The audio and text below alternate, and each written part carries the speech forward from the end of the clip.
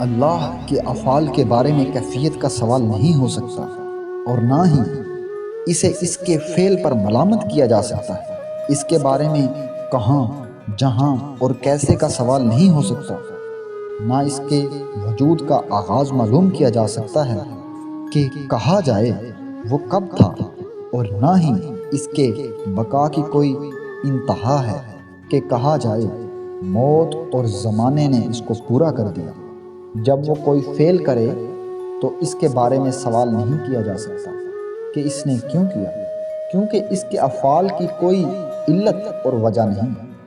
یہ بھی نہیں کہا جا سکتا کہ وہ کیا ہے، کیونکہ اس کی کوئی جنس نہیں کہ وہ کسی نشانی کے ذریعے اپنے ہم شکلوں سے ممتاز ہو سکے۔ وہ دکھائی دیتا ہے لیکن سامنے نہیں، وہ غیر کو دیکھتا ہے لیکن آنکھ کے ڈھیلے سے نہیں، وہ بناتا ہے لیکن اپنے عمل دخل سے نہیں۔